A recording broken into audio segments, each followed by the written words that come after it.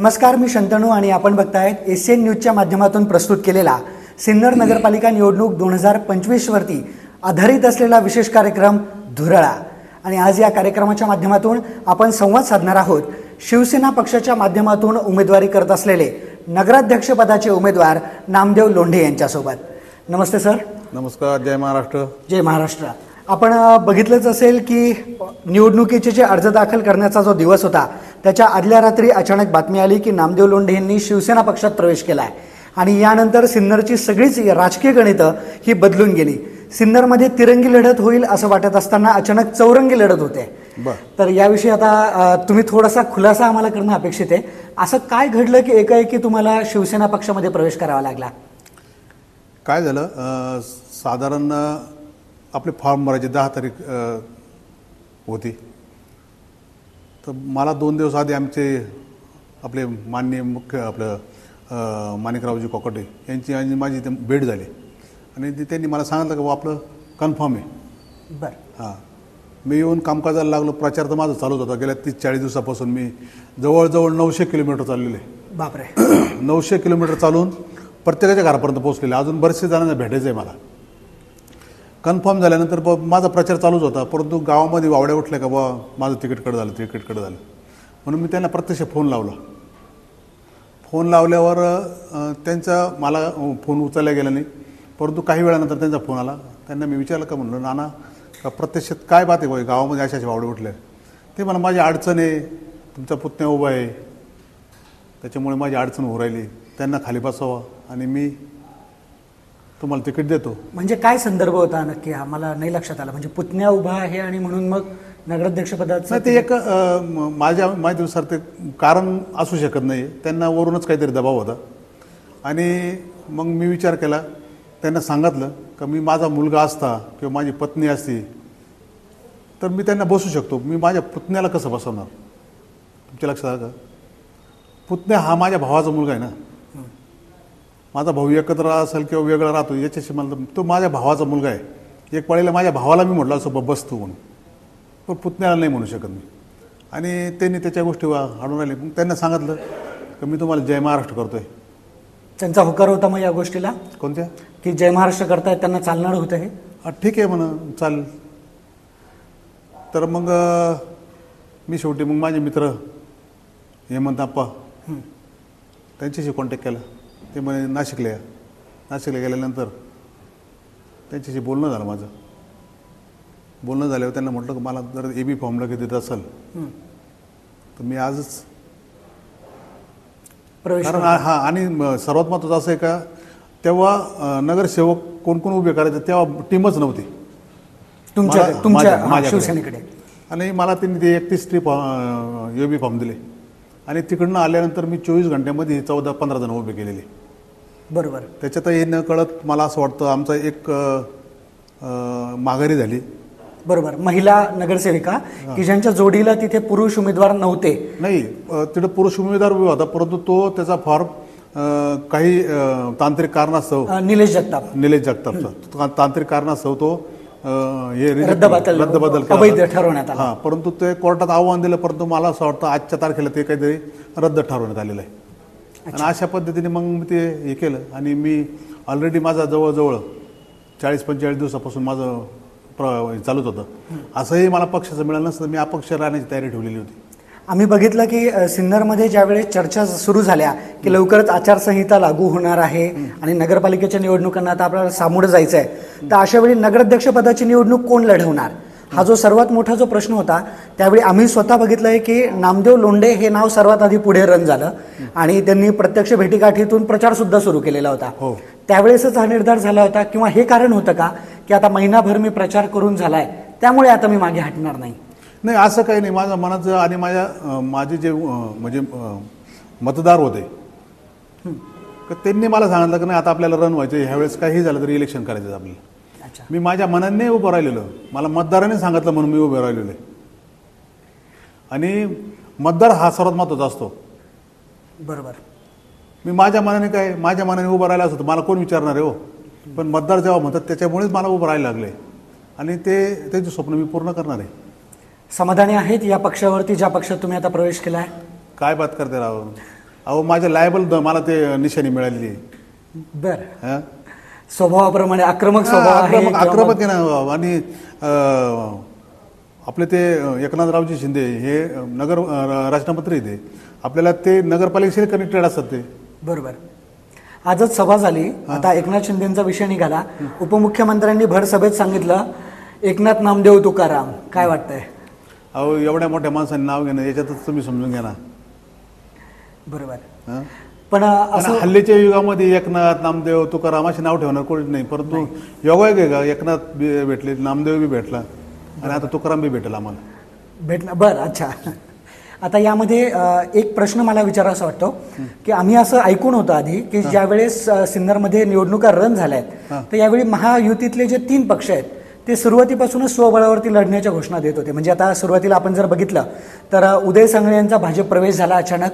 त्यानंतर त्यांच्या पाठोपाठ हेमंत वाजे अनपेक्षित प्रवेश करून तिथे पोहोचले.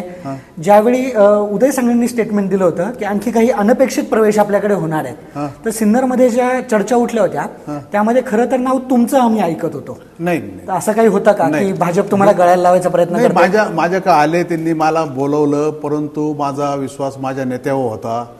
माझ्या नेत्यांनी मला म्हणजे पूर्ण वेळ माझा त्यांचा विश्वास होता, परंतु माझ्या नेत्यांनी मला 2 दिवस फक्त आधी मला नाही म्हणून सांगितलं, म्हणून मला पर्याय उरला नाही. यदा कदाचित त्यांना असंही बी वाटलं असेल का भाजपची आणि शिवसेनेची युती झाली, एक इकडं उबाटाचा विषय 2 आणि त्यांचा स्वतःचा पक्ष 3. बरोबर. 3 जण उभे राहिले, हा अपक्ष काय करू शकतो म्हणून यदा कदाचित त्यांनी मला. आणि त्याच्या 2-3 दिवस आधीच भाजप आणि शिंदे सेनेची सिन्नरला युती पण झालेली होती, त्यामुळे मग कदाचित चौथा उमेदवार राहणार नाही किंवा अपक्ष राहिला तर एवढा काही पॉवरफुल होऊ शकत नाही. अच्छा, तसा समज असेल त्यामुळे त्यांनी हे केलं. हो. त्यांच्याकडे दुसऱ्या उमेदवाराचं आधीच डन झालेलं होतं. कोणाका? कोकाटे साहेबांकडे. कोकाटे साहेबांका आम्ही 3-4 जण रेसमध्ये होतो. अच्छा. राजेंद्र चव्हाणके एक नाव होतं त्यामध्ये. हां, ते एक नाव होतं. तर बाकी याच्यामध्ये तुम्हाला पक्का शब्द दिला होता, पण नंतर गणित बदलली असं म्हणा. अख्ख्या गावात चर्चा होती ना. आणि प्रबळ दावेदार आहे ना मी, त्या गोष्टीचा प्रबळ दावेदार आहे ना. जनता सांगते ना, मी काला सांगतो. बरोबर. आता भाजपने जसे तुमच्या भेटीगाठी घेतल्या, तुमचा विश्वास होता, यासोबतच आम्ही असं ऐकत होतो की जोपर्यंत हेमंत गोडसेंनी प्रेस कॉन्फरन्स घेतली सिन्नरला, तर त्यावेळेस त्यांनी सांगितलं की आम्ही युती करतोय, पण त्याच्या आदल्या दिवशीपर्यंत शिंदे सेनेचे जे पदाधिकारी आहेत सिन्नर शहर आणि तालुक्यातले, बरोबर, ते सुद्धा तुमच्या संपर्कात होते आणि त्यांनी आधीपासून हा ऑप्शन दिला होता की तुम्हाला इकडून तिकीट नाही मिळालं तर आम्ही तुम्हाला तिकीट देऊ. हे खरं आहे? नाही, भानगड अशी आहे की मी तुम्हाला पहिल्यांदाही सांगितलं का माझा नेत्यावर फार विश्वास होता, परंतु नेत्याने मला 2च दिवस आधी सांगितलं का नाही. नंतर मला डिसिजन घ्यायची पडायली आणि माझ्याकरता युती तुटली असं मी तर म्हणतो. यदा कदाचित मी धनुष्य बाणावर निवडून येणार असेल असं माझ्या नशिबात असेल, म्हणून मी यदा कदाचित युती तुटली असेल. अच्छा. पण आता तुम्हाला असं वाटतं एक दिवस किंवा एक रात्र तुम्हाला जरा कमी पडलाय, नाहीतर तुम्ही 30 जागांसाठी 30च्या 30 उभे केल्या. सिन्नरला चौथी आपण काय म्हणतो 3 शक्ती होते ना. बरोबर. तर चौथी शक्ती सुद्धा उभी राहील आणि थोड्या दिवसात तुम्हाला चौथी शक्ती बी सिन्नरला दिसेल. माझा हाच प्रश्न होता की आता चौथी शक्ती जी निर्माण होईल त्यातला प्रमुख चेहरा नामदेव लोंढे असतील का? कारण आता प्रमुख चेहरा जरी नामदेव लोंढे असला तर पक्ष हा धनुष्यबाणच असेल. धनुष्यबाणच असेल. बरोबर.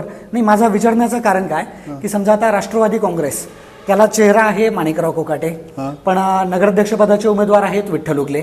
दुसरीकडे उभाठा शिवसेना जे आहे त्यामध्ये प्रमुख चेहरा आहे राजाभाऊ वाजे, त्यांचे नगराध्यक्षपदाचे उमेदवार आहेत प्रमोद चौथवे अर्थातच पिटू काका. तसंच तिसरं भाजप की ज्याला आता नवीन चेहरा मिळालाय सिन्नरला उदय सांगळेंच्या माध्यमातून, नगराध्यक्षपदाचे उमेदवार आहेत हेमंत वाजे. सद्यस्थितीला सिन्नरमध्ये शिंदे सेना म्हणून जर कोणाकडे पाहायचं असेल तर नगराध्यक्षपदाचे उमेदवार पण नामदेव लोंढे आहेत आणि प्रमुख चेहरा पण नामदेव लोंढे आहेत. कारण आता नाशिकचं जे नेतृत्व आहे, समजा हेमंत गोडसे असतील, विजय करंजकर असतील, तर सिन्नरकरांना ते थोडंसं अंतराचं वाटेल. पण मी एक काळ असा बी होता, हरिश्चंद्र लोंढे एक शक्ती होती नाही तर. बरोबर. मग त्याचा पुतण्या काय शक्ती होऊ शकत नाही. बरोबर आहे ना. काका पुतण्यांचं समीकरण इथे सुद्धा इफेक्टिव्ह राहणार नाही. नाही, मी काय म्हणतो का एक काळ हरिश्चंद्र लोंढे नगराध्यक्ष म्हणून गेले 10 वर्ष आणि आमच्या त्या ताई 5 वर्ष, असे जवळजवळ 15-16 वर्ष आम्ही त्यांनी राज्य केलेले. मग तो एक चेहरा आहेच ना. बरोबर. मी जरी पक्षात तिकीट घेतलं पण माझ्या मागे बी एक चेहरा आहे. बरोबर. फक्त तो असं आहे का अस्तित्वात नाही आज. पक्ष आल्याने बळ मिळालंय, नाही तर अपक्ष सुद्धा तुम्ही लढणारच होते. पक्ष आल्याने बळ मिळालं आणि जरी पक्षाचं तिकीट नसतं मिळालं तर मी अपक्ष लढण्याची तयारी ठेवलेली होती. राज्यातली पहिली सभा या निवडणुकीतली तुम्ही घेऊन टाकली. हो, प्रचार कार्यालय उद्घाटनाच्या निमित्ताने. निमित्तानं. तर त्यासोबतच आता मुख्यमंत्र्यांची सभा झाली आहे तुमच्यासाठी. बरं. तर जिथे 30 जागा आहेत तिथे आपण 15 जागा 16 जागा लढवतोय. असं असताना सुद्धा वरच्या नेत्यांचा इतका विश्वास कशामुळे? मतदार बघितले त्यांनी. पहिली जी सभा झाली म्हणजे आणि प्रचार कार्यालयाचं उद्घाटन झालं दादा भुसे. त्यावेळेस दादा भुसेंची त्यावेळेस मी बघितलं. आणि आज साहेबांची सभा झाली, शिंदे साहेबांची. तर जे आणलेले लोक होते ते काही विकत्रित आणलेले नव्हते. बरोबर. मतदार होते. 3-4 हजार मतदार होते माझे. ते काही बाहेरून नव्हते आणलेले मी. आता ज्यावेळेस तुम्ही पक्षाचाच विषय काढताय तर आता समजा राष्ट्रवादी काँग्रेसकडून तिकीट नाकारलं गेलं असेल. बर. भाजपाकडे त्यांनी जाहीर करून जे मोकळे झाले होते की आमचे नगराध्यक्षपदाचे उमेदवार हेमंत वाजे असतील. त्यांची तयारी खूप आधी सुरू पण झालेली होती. बरोबर. त्या व्यतिरिक्त जो राजाभाऊ वाजेंचा जो पक्ष आहे म्हणजे उद्धव बाळासाहेब ठाकरे शिवसेना, तिथले जे उमेदवार आहेत तर त्यासाठी सुद्धा 2-3 नावं रेसमध्ये होती. आणि फॉर्म भरण्याच्या शेवटच्या दिवशी सकाळी प्रमोद चौथवेंच्या निमित्ताने फॉर्म भरण्याच्या निमित्ताने हे नाव कन्फर्म झालं की हां हे नगराध्यक्षपदाचा फॉर्म भरतात. मग आदल्या रात्री ज्यावेळेस तुम्हाला इकडचं तिकीट नाकारलं, तुम्ही उबाठा गटामध्ये किंवा राजवंशी कॉन्टॅक्ट करून काही प्रयत्न नाही केला? नाही, मी त्यांच्याशी बोललो नाही आणि चर्चा बी नाही. अच्छा. नाही. ओके. आता यामध्ये एक असे काही मतमतांतर येत आहेत की तुम्ही जे लढताय तर यामध्ये सगळी सामाजिक गणितं तुम्ही अंगीकारली आहेत. तर हे खरं आहे का की ठराविक समाजांच्या बळावरती तुम्ही इलेक्शनला सामोरे जाताय? ठराविक समाजाचे म्हणजे आता सिन्नरमध्ये आपण बघितलं तर सामाजिक गणितं सुद्धा बरीचशी चर्चेमध्ये येतात. तर असं म्हटलं जात आहे की तुम्ही ओबीसी उमेदवार आहात, तर ओबीसी मतदारांच्या जीवावरती तुम्ही हे धाडस करतायत का? अहो, मी सर्व समाज बरोबर घेऊन चालणारा माणूस आहे. तुम्ही एक काळ जरा आठवा आमच्या काकांचा म्हणजे हरचंद्र गणपत लोंढे, त्यांच्याबरोबर न्हावी समाजाचे भानदास लोखंडे होते, परेड समाजाचे भावशीर जाधव होते, मारवाडी समाजाचे कलंत्री साहेब होते, भिल्ल समाजाचे नाना गोविंद पवार होते, बरोबर, जय भीम समाजाचे बन्सी मास्तर होते. अहो, आम्ही असं नाही सर्वांना बरोबर घेऊन चालणार आहे. त्या नाठेबाई होत्या. जातीपातीमध्ये मला वाटू नका ना तुम्ही. विरोधकांकडून असं बोललं जातं की नाही की समजा एक ठराविक समाज की ज्याचं मतदान जे आहे ते सिन्नरमध्ये, आता सरळ बोलायचं की जिरेमाई समाजाचं मतदानावरती लक्ष केंद्रित आहे, तर बंजारी समाजापेक्षा ते मतदान जास्त आहे. शिवाय आणखी एक महत्त्वाचा समाज आपण म्हणू शकतो मुस्लिम समाज, की ज्यांचं विशेष प्रेम तुमच्यावर आत्तापर्यंत दिसून आलंय किंवा तुम्ही पण त्यांना न्याय देण्याचा प्रयत्न केला आहे. तर याची गोळाबेरीज करून बाकी आणखी हितसंबंध आणि यातून तुम्ही ते मॅजिक फिगर गाठण्याचा प्रयत्न करतायत. हे बघा, मी तुम्हाला पहिल्यांदा सांगितलं का मी जातीमध्ये मला वाटू नका. मला जर जातीमध्ये वाटलं असतं तर मला मुस्लिम समाजाने कधीच निवडून दिलं नसतं. बरोबर. बरोबर आहे ना? बरोबर. आणि मी ज्या भागात राहतो त्या भागामध्ये आजूबाजूला जर बघितलं तर एक सुतार गल्ली आहे, एक न्हावी गल्ली आहे, एक परडी गल्ली आहे, एक कुंभार गल्ली आहे. बरोबर. अहो, मी 12 बलुतेदार काय सर्वांना बरोबर घेऊन चालणार आहे. एका बाजून जर बघितले तर कुठेसारखे मराठी समाजाचे मोठमोठ्याले माणसं आहे आणि एका बाजून जय भीम, एका बाजून चर्मकार गल्ली. तुम्ही मला जातीमध्ये वाटू नका. मी सर्वांचा माणूस आहे आणि सर्व मला मतदान करणार म्हणजे करणार. मी निवडून येणार म्हणजे येणार. आता आपण जर एक बघितलं की नगराध्यक्षपदाचे जे प्रमुख चेहरे आहेत तर किंवा पक्षांचे जे उमेदवार आहेत असं आपण म्हणूया, तर ते सगळे जो हायवेच्या उजवीकडचा भाग किंवा जो जुनं सिन्नर आहे, 4 वेशीच्या आतलं सिन्नर ज्याची ओळख आहे, तर त्या भागातले आहेत. दुसरीकडे सिन्नरला आपण जर बघितलं सरदवाडीचा रस्ता असेल, छत्रपती शिवाजी महाराज नगर असेल, तर या भागातली जी नववसाहत आहे तर ती आता किंग मेकर झाली आहे किंवा ती डिसिजन मेकर झाली आहे. तर अशा परिस्थितीमध्ये आपल्याला तिकडे ओळख निर्माण करताना किंवा तिकडे जम बसवताना काही अवघड जाईल असं वाटतंय का? तुम्हाला माहिती करता सांगतो का सिन्नर शहरातील जुन्या जे आपण जे म्हणतो तुम्ही का शहर आहे 4 वेशीतल्या त्या शहरामधलेच लोक आता बाहेरच्या नगरामध्ये राहायला गेलेले आहे. त्यांचे जुने घर सिन्नरमध्ये आहे आणि राहायला गेलेले तिकडे. त्याच्यामुळे ते किंग मेकर होऊ शकत नाही. उलट किंग मेकर सर्व गावच आहे. अच्छा, आलं लक्षात? आणि थोडेसे बाहेरचे लोक हे 11 नंबर म्हणजे साधारण आपण म्हणतो उद्योग भवन आणि तिकडं प्रकाशनगर या भागामध्ये आलेले पाठीमागचा भाग वगैरे जो येतो. असं काही नाहीये. पण इकडे राहणारे लोक हे पूर्वीपासून आपल्या याच्यामध्ये होते. आपलेच शहरातील लोक याच्यामध्ये गेलेले. नाही म्हणजे चारही उमेदवारांना तिकडे ओळख वेगळी निर्माण करावी लागते काही किंवा गरज जास्त नाही. नाही जास्त मला power ओळख तिथे निर्माण खर्च करायची करावा. गरज नाही. मी तुम्हाला परत एकदा सांगतो, माझं लोकल कॉन्टॅक्ट आहे त्यांच्याशी. त्यांचेही प्रश्न मी बरेचसे सोडलेले. तुम्ही 11 नंबर मध्ये जा, 12 नंबरमध्ये जा किंवा बाबा 13 नंबरमध्ये जा, मला कुठल्याही प्रकारचं. आज माझे सख्खे मामा त्या भागामध्ये राहतात. अच्छा.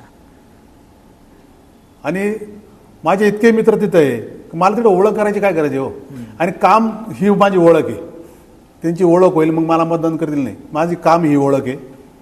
मागच्या निवडणुकीवरती एक जरा प्रकाशझोत टाकला तर असं बघितलं जातं की सर्वाधिक मताधिक्याने निवडून आलेले तुम्ही उमेदवार आहेत. बरं, तर यंदा तसं काही करण्याचा प्रयत्न आहे का तुमच्या स्ट्रॅटेजीज कारण वर्क झाल्या आहेत असं म्हणता येईल. बघूया जनता काय करते ते. जनतेकडे सगळ्या कौल दिला आहे. दिलंय.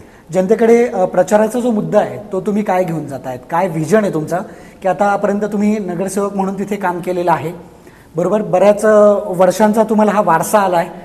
जसं तुम्ही नाव घेतलं की नानांपासून हा वारसा आलेला आहे. बरोबर. त्यामुळे तुमचे लोकल कॉन्टॅक्ट सुद्धा भरपूर आहेत. बरोबर. लोकल प्रश्न सुद्धा तुमच्यापर्यंत पोहोचत आहेत. तर तुम्हाला असं काय आहे की समजा जर तुम्ही निवडून येत आहेत आणि हे प्रश्न तुम्हाला मार्गी लावायचे आहेत, हे माझं व्हिजन आहे, असं काय असेल? नाही, हे बघा, मी तुम्हाला पहिल्यांदा सांगितलं का मी गेल्या 40-45 दिवसाहून प्रचार करतोय. 800-900 किलोमीटर माझं पायी फिरून झालेलं आहे. बरोबर. बऱ्याचशा समस्या आहे. परंतु कितीही समस्या असल्या तर नगरपालिकेला एक बंधन असतं का त्याच फक्त समस्या सुटवल्या जातात. म्हणजे रस्ता असेल, गटार असेल, पाणी असेल, लाईट असेल, ह्या मूलभूत गरजा. आणि त्याच्याबरोबर आता कसं असतं का पहिले शहरामध्ये एकच बगीचा होता, तोही नेस्तनाबूत झालेला आहे. आता येणे प्लॉट झाल्यामुळे ओपन स्पेस सोडलेले असतात. बरं. परंतु तिथं डेव्हलप करून काही बगीचे म्हणा किंवा तिथं काही एखादी जिमचं हे म्हणा किंवा असे बरेचसे आपण हे करू शकतो का नगरपालिकेच्या अंडर. ते मला असं वाटलं की बा आपण ते केलं पाहिजेत, त्या लोकांना सुविधा दिल्या पाहिजेत. आज आपण सुविधा देऊ, आज आपण सराव लावू, तर नंतर पुढची पिढी हे करणार आहे. पण आता सिन्नरमध्ये कुठेही कोणत्याही कोपऱ्याला जा, तुम्हाला एकही बगीचा किंवा हे दिसणार नाही तुम्हाला. नाहीच आहे. ऐश्वर्य उद्यान जे होतं ते आता उद्यान म्हणावं की नाही इथून सुरुवात आहे. नाही, राहिलंच नाही. ऐश्वर्य उद्यान फक्त मला असं वाटतं फक्त 5 वर्षापर्यंत होतं. त्याच्यानंतर ऐश्वर्य उद्यान बघितलं नाही. ऐश्वर्य उद्यानाला सांभाळणारा माणूस बी नाही. तिथं गांजा पिणारे लोक बसलेले असतात. आता सिन्नरसाठी जर आपण बघायचं ठरलं किंवा जनरली आपण कुठेही गेला, निवडणूक म्हटलं ना की काही लोक पाठ का फिरवतात, कारण त्यांना कंटाळा आलाय आता या गोष्टींचा. त्यांना असं वाटतं की निवडणूक म्हटली की उमेदवार येणार, उमेदवार आले की ते सांगणार की आम्ही पाणी देऊ, रस्ता देऊ, हे देऊ. आता आपल्या नगरपालिकेलाच 150पेक्षा जास्त वर्ष झाले आहेत, आपल्याला स्वातंत्र्य मिळून इतके वर्ष झालेले आहेत. पण प्रत्येक निवडणुकीत हा कळीचा मुद्दा असावा का, ही खंत नाही वाटत का तुम्हाला, की काही झालं की आपण रस्ता, पाणी किंवा लाईट याच विषयांवरती अजून किती दिवस निवडणुका चालणार आहेत? नाही, साफ खोटं बोलतात हो नेते लोक. आता मी गेले 15-20 वर्ष आपण बघतो. नाही, खरं सांगू का तुम्हाला, इच्छाशक्ती पाहिजेत करण्याची. काय होतं का आपण नगरपालिकेत जेव्हा जातो, एक तर विरोधी पक्षात असतो किंवा पक्षामध्ये असतो. पक्षामधले जे लोक आहे ते विरोधी पक्षाचे कामच करते नाही. अच्छा, म्हणजे डावलतात. त्यांचं का होईल, होऊ द्या, करू, बघू. त्याच्यामुळे ते विरोधी पक्षातले जेवढे त्यांचे कामच होती नाही एक. आणि जे पक्षामधले आहे ना त्याच्यामध्ये काही 2-3 वरिष्ठ असतात, ते त्यांच्या पक्षातल्या माणसाचं काम जमून देत नाही. म्हणजे मोजक्याच माणसाची कामं होतात. अंतर्गत हे वेदावे. हो, अंतर्गत हे वापरतात.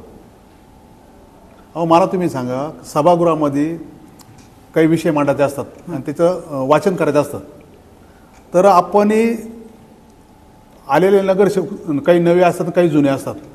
परंतु 5 मिनिटांमध्ये सभा गुंडाळतात तो. अहो, आलेल्या नवीन नगरसेवकाला समजू द्या ना का हे सभागृह चालतं कसं, कसे प्रश्न मांडले जातात, कसे त्याला उत्तर दिले जातात, कशा मंजुरी घेतल्या जातात. नाही हो, हे जे जुने सभासद असतात ना किंवा जुने नगरसेवक निवडून आलेले असतात ना, ते वरच्याला जमवून देत नाही. ते जे अनपढ राहते ते अनपढच राहते आणि मग शेवटपर्यंत त्यांना ते जमत नाही. एज्युकेट होत नाही राजकारणात. नाही, मी काय म्हणतो तुम्हाला, परंतु ती सभागृह जर चाललं तर त्या प्रश्नाचं उत्तर त्यांना समजेल ना प्रत्येकाला, का ते विषय कसे मांडायचे, ते मंजूर कसे करून घ्यायचे, त्याच्यानंतर त्याचं ते हे बनवून वरती कसं पाठवायचं, तिकडनं पैसे कसे आणायचे आणि ते काम करायचं करा. अहो, करतेच नाही. तुम्हाला सांगितलं ना, विरोधकाचं काम होत नाही एक. आणि असलेल्या पक्षामध्ये हेवे दावे असल्यामुळे ते त्यांचे काम होत नाही. आता सिन्नरसाठी महत्त्वाची समस्या कोणती आहे तुमच्या दृष्टीने? 3 समस्या आहेत आपल्यापुढे. समजा एक पाण्याची आहे, दुसरी एक राजकारणाची आहे जी फार त्रासदायक झाली आहे, जे आता कन्फ्युजन पण खूप तयार करते, आणि तिसरं भाजी बाजाराची एक समस्या आहे. हे बघा, पाण्याचा प्रश्न आहे तर आपल्याकडं पाण्याचं जवळजवळ 24 घंटे कंटिन्यू पाणी मिळेल अशी व्यवस्था केलेली आहे.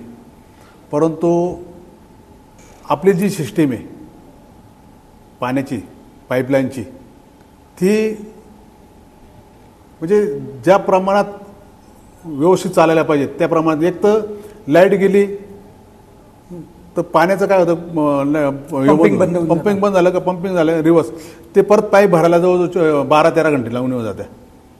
म्हणजे तो 12-13 घंटाचा गॅप पडला की 1 दिवसाचा गॅप इकडे पडतो. आलं लक्षात? दुसरं महत्त्वाचं, इकडनं तिकडनं लाईट आली तर पाईपलाईन फुटते.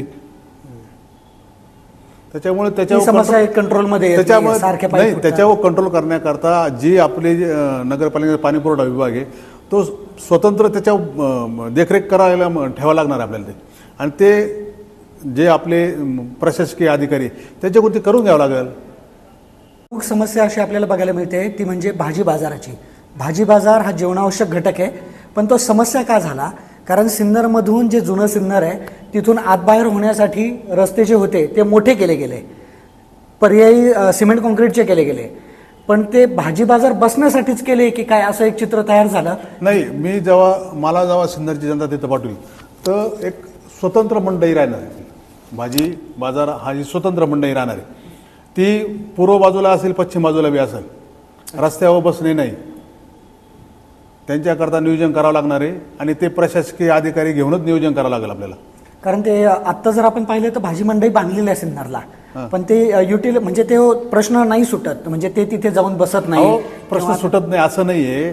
तुम्हाला मी काय सांगितलं का इच्छाशक्ती पाहिजे. हो, इच्छाशक्ती असेल सर्व होतं. आपले बाजार किती ठिकाणी हरले तुम्हाला माहिती आहे का? सर्वप्रथम बाजार कुठे भरायचा तुम्हाला माहिती आहे का? सर्वप्रथम बाजार भरायचा शिवाजी चौकात. अच्छा. तिथं जे आता शॉपिंग कॉम्प्लेक्स आहे तिथं बाजार भरत होता पहिला, म्हणजे 25-30 वर्षापूर्वीची गोष्ट असेल. हो, तिथनं बाजार हल्ला तो आला आपल्या शिंपे गल्लीमध्ये. अच्छा.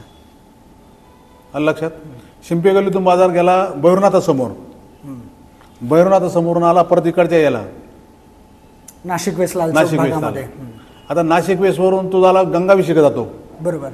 आणि रविवारचा बाजार भरतो आता कुठं कोर्टाच्या समोर. कोर्टासमोर जातो आता. आता ती मॅनेजमेंट करायला लागलं. ते प्रशासकीय अधिकाऱ्यांनी ती मॅनेजमेंट करायची असते. नवीन सिन्नरमध्ये सुद्धा मुख्य रस्त्यावरती सगळा बाजार असतो. त्याच्याकरता आपल्याला जे ओपन स्पेस आहे ते आपण मॅनेजमेंट करणार आहे. आणि सर्व नगरसेवक तिथे जाणार आहे, नगरसेवक व्यापारी यांची मिटिंग करून ते आपल्याला करावं लागणार आहे. असं अंदाधुंदी करावं चालणार नाही. आता व्यापाऱ्यांचा विषय आला आहे की आणखी एक कारण असतं गावामध्ये, आपण ब्रेक फ्री फिरू शकत नाही, की त्याचं मोठं कारण म्हणजे ज्या मालाच्या गाड्या येतात तर त्याचे टायमिंग्स वगैरे नाही आहेत. तर गावामध्ये आपण टायमिंग लावून करणार आहे ना. ज्या मोठ्या 4 चाकी गाड्या आहेत त्या सकाळी साधारण 8च्या आत का 8:30च्या आत किंवा 9च्या आत आल्या पाहिजेत आणि संध्याकाळी 10 वाजेनंतर ती एक सिस्टीम लावणार आहे. यासाठी पण काही कडक निर्णय घ्यावे लागतील तुम्हाला. तर मी काय म्हणतो, जनतेने कशासाठी पाठवणार आपल्याला? जनतेला माझ्या काहीतरी अपेक्षा असेल ना, जनता जर तिकडे पाठवलं तर त्या अपेक्षा पूर्ण करणं घरी बसायला पाहिजे ना आपण. बरोबर. आणि गाड्या ज्या लागतात मोटरसायकल त्याच्याकरता पार्किंगची व्यवस्था करायची आपल्याला बाहेर. एक आम्ही असं ऐकलं होतं की एक पोस्टाजवळचा जो एक परिसर आहे पेवर ब्लॉक वगैरे टाकून तो पार्किंगच्या दृष्टीने तिथे काहीतरी होता विचार, पण ते सुद्धा अस्तित्वात आलं नाही. की आता आपलं जे अण्णाभाऊ साठे नाट्यगृह आहे त्याला खेटून जागा आहे ना आपली नगरपालिकेची, कंपाऊंड केलेलं आहे त्याला तिथे पार्किंग करू, पे अँड पार्क करू आपण. पे अँड पार्कला वाटतं सिन्नर शहरात रिस्पॉन्स मिळेल असं? अहो, मी काय म्हणतो, तुम्हाला सराव लावा लागतो. कालपर्यंत तुम्ही कालपर्यंत तुम्ही शिर्डीच्या साईबाबाचं किंवा तुम्ही उज्जैनला गेले तर फुकट दर्शन घेत होते, आता पेड दर्शन घेता तुम्ही. तुम्हाला सराव लावा लागेल. आणि तेवढी जर सुविधा जर उपलब्ध मिळाली, समजा गाडी चोरी जाण्यापेक्षा पे अँड पार्कमध्ये लावली गाडी सेफ्टी राहील तुमची. बरोबर. याचा विचार करा ना तुम्ही. आता जे तुमच्यासोबत जी टीम रन झाली आहे तर त्यामध्ये बऱ्याच तरुणांना तुम्ही संधी दिली आहे, तर तुमचं विजन कसं असणार आहे की आता जास्तीत जास्त तरुण असावेत की जास्तीत जास्त अनुभवी असावेत की एक गठ्ठा दोघांना असं बसवावं? माझा तर एक विचार आहे, तुम्हाला सांगू मी. राजकारणामध्ये 60 वर्ष झालं का रिटायर व्हायला पाहिजे आणि नवीन तरुणाला संधी दिली पाहिजे. अजून मी 60चा नाही झालो म्हणून मी रन होऊ राहिलो. ओके. म्हणजे तुम्हाला सांगू देतो मी. हो. कारण ना आपण कसं असं शिक्षक आपल्याला घडवतात, तसं राजकारणी माणूस सुद्धा दुसऱ्या माणसाला घडवलं पाहिजेत आणि त्याच्या ताब्यात दिलं पाहिजेत. त्यात रिस्क पण असते ना, पण मग नवीन मुलांच्या सगळ्या हातात द्यायचं म्हटल्यानंतर कशी रिस्क असते, त्यांना बरोबर घ्या ना तुम्ही, आत्तापासून बरोबर घ्या ना. ऑटोमॅटिक मला काय माझ्या काकांचं मी बघूनच मी आलो ना. बरोबर बरोबर. आणि थोडंसं होतं, तुम्ही 10वी कधी कधी नापास बी होतात ना, प्रयत्न केला तर पास होतात. बरोबर. मग करायला पाहिजे का. आता यामध्ये पक्षीय गणितांचा जर विचार केला तर सिन्नरमध्ये आता 4 ऑप्शन आहेत मुख्य आणि काही अपक्ष समजा जोडीला. तर पक्षाचे जे 4 ऑप्शन आहेत यामध्ये आपण बघतो की त्यांची टीम आपण त्याच्यावरती पण नजर टाकत असतो, कारण प्रत्येक प्रभागामध्ये तुम्हाला जावं लागतं. काही काही ठिकाणी तुम्हाला उणीव भासते का की माझे इथे उमेदवार नाही आहेत या प्रभागामध्ये, तर तिथे तुम्हाला तुम्हाला पहिल्यांदाच सांगितलं मी अपक्ष लढणार होतो. अपक्ष लढला असतं माझ्याबरोबर 15 काय एकही नसतं ना. बरोबर. मग कोणत्या बेसवर लढतो मी, मतदारांच्या बेसवर लढू राहिलो साहेब. मतदाराच्या बेसवर करतोय मी, मला मतदारांनी उभं केलेलं आहे. आता आपण बघतो कोणताही पक्ष कधी एकत्र येतो, कोणती आघाडी होते, कधी तुटते. उद्या जर समजा नामदेव लोंढे नगराध्यक्ष म्हणून निवडून आले तर त्यांना जुना पक्ष त्यांची मैत्री खुणावेल का सत्तेत येण्यासाठी. कसला समजा राष्ट्रवादी काँग्रेसमधून तुम्ही आता इकडे आला आहेत, उद्या जर नगराध्यक्ष म्हणून तुम्ही निवडून आले, याला मतलबी राजकारण होईल. म्हणजे आता फुलीच आहे तुमची, उद्या पण गरज पडली तर नाही. गरज पडली ते बघू, पण ते अशक्य गोष्ट आहे. नाराजी आहे ती. नाही नाराजी काय, विश्वासघात सर्वात तसंच सांगितलं, विश्वासघात नको करायला. विश्वासघात सर्वात महत्वाचा आहे. विश्वासघात करण्यासारखं पाप कसंच नाही. नामदेव लोंढे वजा केल्यानंतर मग आता त्यांना निवडणूक जड जाईल असं वाटतंय तुम्हाला. कोणाला, ज्या गटातून कोणी कोणावर अवलंबून असतं, माझ्यावर ते अवलंबून नाही, त्यांच्यावर मी अवलंबून नाही. ते पण रन झालेत म्हणजे त्यांच्या त्यांना माहिती, मला नाही सांगता. स्ट्रेट फॉरवर्ड आणि आक्रमक उत्तर असतात तुमची. आता आक्रमक स्वभाव तुमचा आहे तो बऱ्याच ठिकाणी फायद्याचा पण आहे, पण बऱ्याच ठिकाणी तुम्हाला असं वाटतं का की म्हणजे आता कोणत्याही गोष्टीचं राजकारण म्हटलं की विरोधक त्याचं भांडवल करणारच. तर आता विरोधकांकडून असं पण बोललं जातं की नामदेव लोंढेंचा जो आक्रमक स्वभाव आहे तो घातक राहू शकतो, म्हणजे त्यातून काही दहशत निर्माण होणं किंवा मग आपण म्हणतो की गुंडगिरी वाढणं असले काही प्रकार होऊ शकतात. यात किती तथ्य आहे. तुमच्या आठवणीत मी मारामारी कुठं केलेली आठवती. कोणाला काही चाकू बिकू मारले आठवतो नाही. अहो माझ्या मुलावर हल्ला झाला तरी मी गप्प होतो ना. बरोबर. अहो जिथं भांडण होतं ना तिथं मी सोडवायला जातो. परत एक लक्ष ठेवा. बरोबर. आणि आणखी एक सांगतो मी, जर नागाने त्याचा जर फुसकारा जर बंद केला ना तर लोक त्याच्या फणीव पाय द्यायला बसले. म्हणून आमचा फुसकारा थोडा राहतो, परंतु आम्ही प्रत्येक कोणाला डंस नाही करीत. बरोबर. आता यामध्ये पक्षांचं जर आपण बघितलं तर सर्वात जास्त म्हणजे शिवसेनेचं जे पॅनल उभं राहिलं तुमच्या माध्यमातून, तर त्याचं सर्वात जास्त नुकसान असं दिसतंय की भाजपाला झालंय. भाजपाचे बरेच पदाधिकारी तुमच्यासोबत आलेत आणि ते इकडे सामील झालेत किंवा ते उमेदवार म्हणून समोर आलेत. शेवटी ज्याची त्याची चॉईस असते, त्याबद्दल मी जास्त काही बोलू शकत नाही. ती त्यांची चॉईस. कदा म्हणजे ते नाराज झाले असतील किंवा काय म्हणून तुम्हाला सांगू मी सर, नगरपालिका ग्रामपंचायत ह्या खालच्या लेवलचे इलेक्शन आहे. बरोबर. खालच्या लेवलला चेहरा महत्वाचा असतो. खालच्या लेवलला चेहरा महत्वाचा असतो, कारण चेहऱ्याशिवाय राजकारण चालत नाही. बरोबर. आणि त्यातले त्यात सिन्नरचं राजकारण तर पक्ष नंतर बघतो, आधी व्यक्तिनिष्ठेत व्यक्तीला व्यक्ती. हा मग मी तेच म्हणतो, चेहरा कोण आहे तर त्यालाही महत्व असतं. लक्ष ठेवा. मला 4 दिवस आधी मिळाले असते तर मी 30 माणसं उभी केली असते शिवसेनेने. 30 म्हणजे नगरसेवक पदाच्या सगळ्या जागा उभ्या केल्या. 3 मला 24च घंटे मिळाले. मला आणखी 24 घंटे मिळाले असते तर तुम्हाला माहिती करा सांगतो, तुम्ही चांगल्याला रडी आणला असं. बरेच, कारण आता आपण बघतो की बरेच जण अपक्ष आहेत, म्हणजे कदाचित त्यांच्यापर्यंत तुम्ही पोहोचला असतात तर ते त्या 30 मध्ये ती नावं सामील झाली असती. नाही, मला ऑलरेडी टाइम कमी मिळाला. माझ्याकडं आणखी 10 जण वेट लिस्टमध्ये होते. मला फॉर्म भरता नाही आले त्यांचे. फॉर्म न भरल्यामुळे तो माझं असं वाटतं की मला तो निलेश जगताप जो उडाला तो हाताने लिहिलेले फॉर्ममध्ये ऑनलाईन बंद झालं. लिहून किती लिहिणार आहे. शेवटी ते राहून गेला आणि तो फॉर्म बाद झाले. आणखी एक लोंढे परिवार जो ओळखला जातो, तर आपल्या ज्या रूढी परंपरा ज्या छान चालत आलेल्या आहेत, म्हणजे तुमच्याकडे होणारा जो होळीचा उत्सव असेल किंवा जी आपली निवृत्तीनाथांची पालखी जी येते ती तुमच्या परिसरामध्ये येते, त्यामध्ये पण तुमची महत्त्वाची भूमिका असते. तर या ज्या सगळ्या रूढी परंपरा म्हणजे अजून जिवंत ठेवण्यासाठी त्यात तुमचं नाव प्रामुख्याने घेतलं जातं किंवा तुमच्या परिवाराचं नाव प्रामुख्याने घेतलं जातं. तसं पाहिजे तर ह्या रूढी परंपरा आमचा समाज सर्वच म्हणजे सांगायला काही हरकत नाही. मी एकटा नाही, परंतु माझा सर्व समाज या रूढी परंपरा पाळतात. आजही तुम्ही गावठेवा जा, तिथंही पालखी थांबती, बरोबर, तिथंही तिथंही ओळी होती, तिथेही टांग्याचे हे करतात, तिथंही वीर नाचतात. तीच प्रथा लोंढे गल्लीमध्ये आहे. वीर पाडवा म्हटलं की आधी लोंढे फॅमिलीच डोळ्यापुढे येते किंवा डफ वाजवणार नाही, आता किंवा कसं वाजवून घेणार नाना असतं येतात कसं असतं डोळ्यापुढे. आता एखाद्या समाजाचा मोहरका कोण आहे त्याचं येतं गाव. पूर्वी प्रत्येक जणाचं म्हणजे उद्या आमचे ज्येष्ठ वर्दळ साहेब त्यांचे बी नाव येतं ना. गावठेवाले कोण आहे आमच्या समाज, असं काही नाही, समाजाचे नेतृत्व करतो म्हणून पण नाव पुढे येतं. बाकी समाज सर्वच कोणतेही सार्वजनिक कार्यक्रम असो, मग ते त्र्यंबकची यात्रा असो, पंढरपूरची यात्रा असो, होळी असो, का रंगपंचमी असो किंवा गुढीपाडवा असो, ते सारजा गणपती असो, बरोबर, ते जेरेमाळी समाजाचं अख्खे कार्यक्रम पार पाडणार म्हणजे पाडणार. हे पुढच्या पिढीने पण आत्मसात करायला पाहिजे तितकंच. ते करतात आहे, आता करतात आहे. आमचे ते सर्व समाजाचे जे नवीन तरुण मुलं आहे ते त्याच्यामध्ये इंटरेस्ट घेतात आणि करतात आहे. सरस्वती नदीविषयी काय बोलाल? कारण ती कोपलीच होती असं म्हणावं लागेल. 2 वर्षांपूर्वी नाही, जे काही आपण घडलं. सरस्वती नदी खोपली होती इतपत बरोबर आहे. तुम्ही उज्जैनला गेला आहे का? नाही पूर्वीचं उज्जैन बघितलं? नाही अजून मी आत्ताचं उज्जैन आणि पूर्वीचं उज्जैन याच्यामध्ये फार जमीन आसमानाचा फरक आहे. जर ते करू शकतात तर आपण सरस्वती नदी का सुधारू शकत नाही?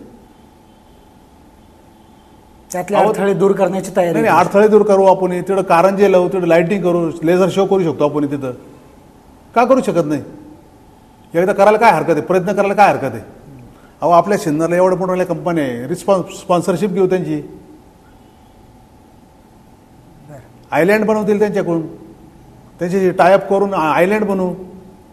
सिन्नरला जे इंटरेस्ट आहे नाशिकला किंवा नाशिकवरून किंवा पुण्यावरून, तिथं मोठमोठे भव्य असे गेट टाकतील आपल्याला, जे खुणावतील सिन्नरला व्हिजिट करा. हां, मग सिन्नरमध्ये अहो मला तुम्ही सांगा, आपल्याकडं म्हणजे 12 ज्योतिर्लिंग आहे.